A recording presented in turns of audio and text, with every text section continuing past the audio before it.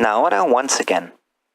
The fourth video in the Ælis tutorial series will be an elaboration of the previous video, where the concept of lista, or number concepts, was introduced. I assume that the previous video seemed confusing to you, but as this video will fit some more pieces into the puzzle, it should be plenty of fun. As you might have guessed by the title, we'll be discussing the number system of Ælis on the one hand, and personal pronouns on the other. The reason why these two seemingly irrelevant topics are dealt with in one video is answered by the lista. Let's have a look at the numbers first. After all, one of the first things you generally learn when getting acquainted with a new language is counting from 1 to 10. Let us start by looking at all of the number concepts again. It is useful if you learn to produce them quickly after another, respecting the order shown on screen. A, I, E, I, O, Wa, Wai, We, We, Wo. 0, 1, 2, 3, 4, 5, 6, 7, 8, 9. Once again. A, I, E, I, O, Wa, Wai, We, We, Wo. A, I, E, I, O, Wa, Wai, We, We, Wo. Keep in mind that these lista actually do not have a meaning when they're standing on their own. Additional roots are necessary to provide a context in which the lista will make sense. The most plausible place to start are the proper numbers. These are formed by prefixing them to the root word ka, number. This way, we get the following numbers. Aka, 0. Aika, 1. Eka, 2. Ika, 3. Oka, 4. For the remaining lista, the principle is no different. Waka, Waika, Weka, Wika, Woka, 5, 6, 7, 8, and 9. For the numbers 10 and up, the lista are combined just like we combine digits in our decimal system. 10 is written with a 1 and a 0, so the Ælis word for 10 combines the corresponding lista, I, Aka. In analogy, we get I, Aika for 11, I, Eka for 12, I, Ika for 13, I, Oka for 14. This system is applied exactly the same for higher numbers. 20 is written with a 2 followed by a 0, so the Ælis word for 20 is Eaka. 31 is Iaika. 50 is Waaka. The system is also applied to numbers 100 and higher. Aiaaka means 100. Wewiwoaka is 7,890, and so on and so forth. The root word ka is always placed to mark the end of a number, and that should be applied consistently. While Aieka is the word for the number 12, Aika Eka could be used to describe the outcome of a sports game with the score 1-2, for instance. That concludes the part about the number system in Ælis. Next, let's have a look at the personal pronouns, a topic where the lista also make a very useful contribution. The personal pronouns in Ælis are formed by attaching the lista not to the number word ka, but to one of the gender particles. If I want to speak about myself, I combine the lista for 1 with the male gender root word, and we get aema. If I were a woman, I would replace ma by the female root word ni, aeni.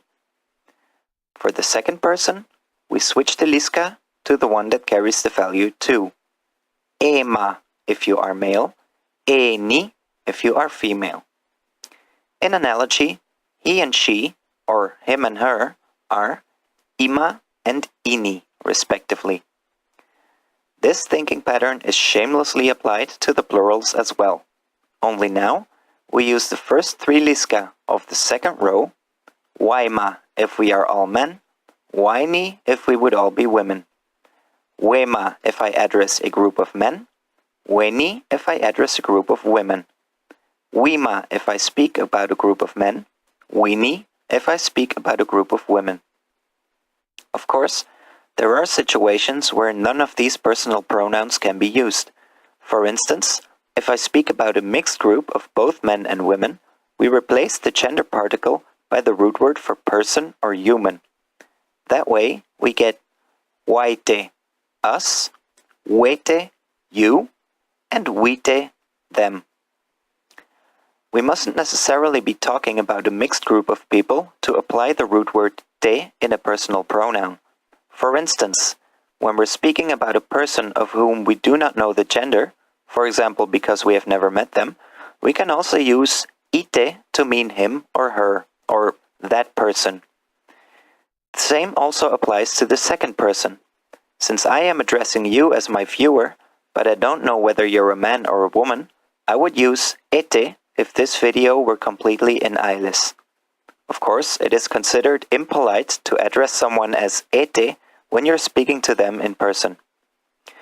So we can use the undefined pronouns ending in te if we're talking about a mixed group or if we don't know the gender. But there is a third situation where these pronouns can be used, namely then when the speaker has no interest in specifying the gender. This context allows us to complete our grid. Aite can be used to talk about oneself too, for instance in a business letter to add a certain amount of professionality to the letter. Now, let's get back once again to the salutation of our first video. Iram di ira hanaina ora la aima ya ete. Here, we see the gender pattern applied. Aima, because I am male. Ete, because I do not know whether you are a man or a woman. The system of personal pronouns allows for subtle fine-tuning of the language. This salutation addresses you as a single viewer. But to address you all at once, I might just as well replace ete by wete, all of you. The plural personal pronouns we've discussed up to here are the general forms. But many languages feature such a thing as inclusive and exclusive personal pronouns. So does Ælis. Just as our numbers allowed lista to be combined, such as aeka, the number 12, also here we may replace the particle ka by a gender particle to create aema, male, aeni, female, and aete, undefined. These three personal pronouns mean we, to be understood as me and you, and is therefore the equivalent to what we call the inclusive we. In analogy, we can also say aima, aini, or aite for exclusive we. Finally, instead of using the second person plural wema, weni, and wete, we can just as well exclude ourselves from the personal pronoun to form eima, eini, and eite, you and him or you and her. I hope that by now, the lista make a little more sense and leave you with anxiety for the next video, where we'll elaborate on the lista even more. Na ora to all of you. See you soon.